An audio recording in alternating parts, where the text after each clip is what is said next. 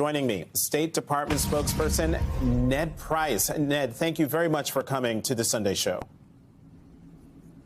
Morning, Jonathan. So, Ned, I would love the U.S. reaction to the Russian attack on that Ukrainian military base outside of Lviv. Well, Jonathan, over the course of the past 18 days now, we have seen Russia escalate its attacks against Ukraine. We have always said this would be a war really on three axes. One, a war against the territorial integrity of the state of Ukraine. Two, an assault on the Ukrainian government. And three, an assault on the Ukrainian people. And we've seen Russia escalate its tactics, escalate its operations over the course of these past 18 days on all three tracks. But here's the thing, Jonathan, we are nearly 3 weeks into this effort. And I think every day it has become clear that President Putin gravely miscalculated. Now, 3 weeks in, we have seen Russian forces in many areas stalled. We've seen convoys unable to make significant progress. Now, clearly, they continue to pose a threat to major urban centers, including the 2.9 million people in the city of Kyiv.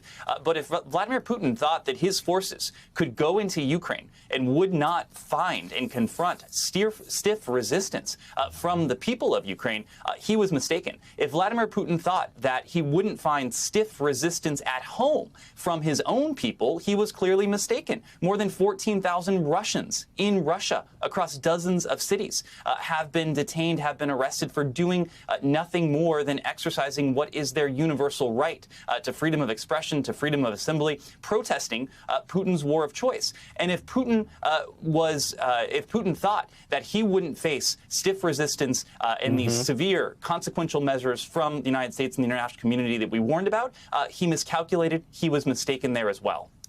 So, Ned, we've been reporting about the phone call, more than 90-minute phone call between the German chancellor, the French president, and Putin yesterday, the second call that they've had in probably the last 4 days.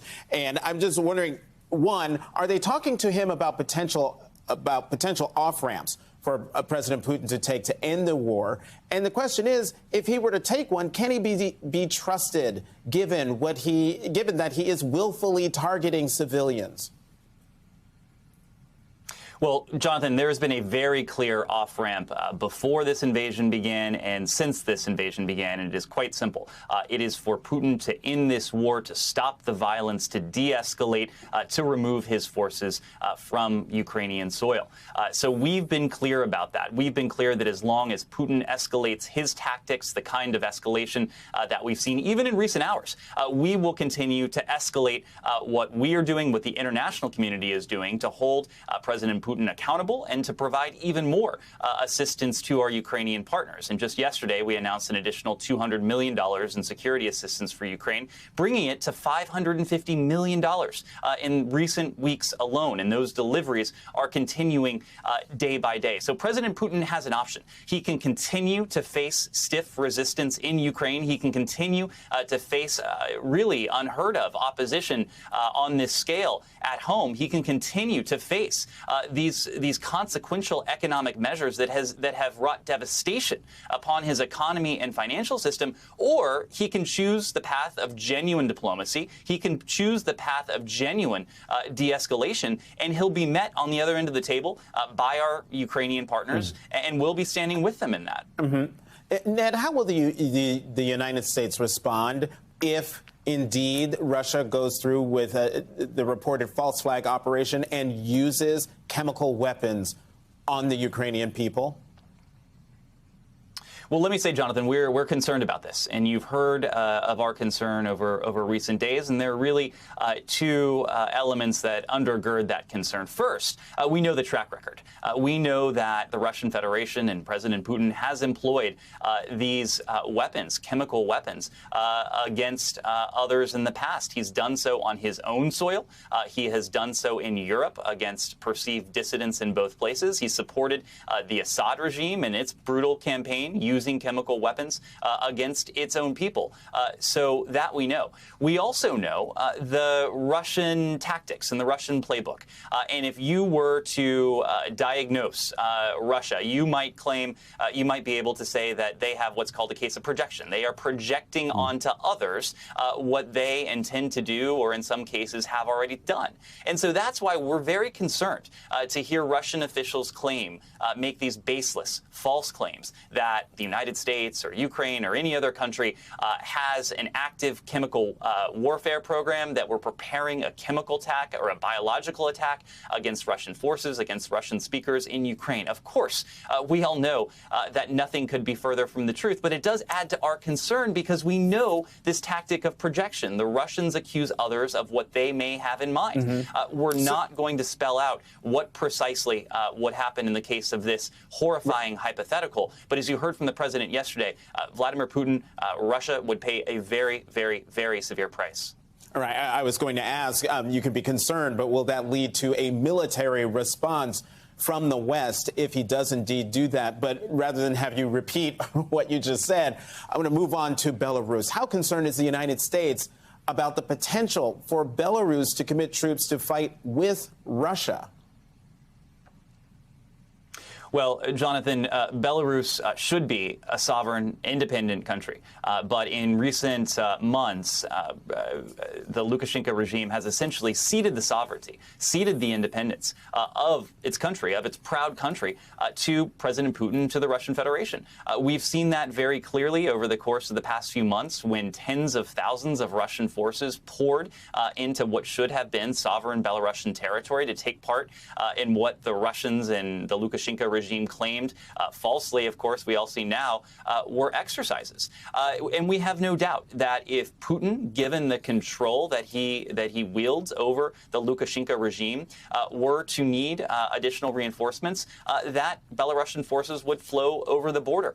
These are not forces that are under, in some ways, the sovereign control of the Lukashenko regime. Putin wields nearly absolute control over that country. We've seen that in recent days, and that's our concern going forward.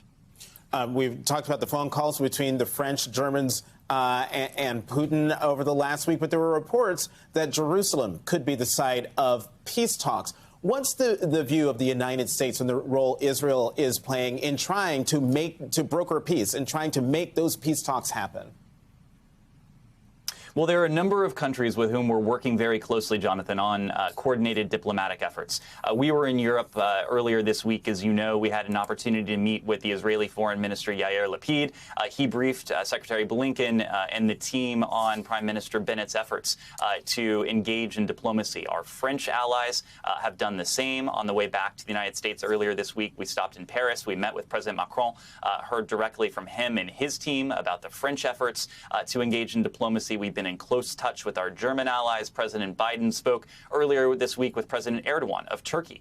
And Turkey, of course, was the site of a ministerial level meeting between Foreign Minister Lavrov in Russia and Foreign Minister Kuleba of Ukraine. So we are supportive of every diplomatic effort that is done in full coordination and consultation with, in the first instance, Ukraine, and that's most important, but that's also done in full coordination with us. All of these efforts are being done in coordination with us and Ukraine, and we'll continue to engage in them and to support them in any way we can. But here's the thing.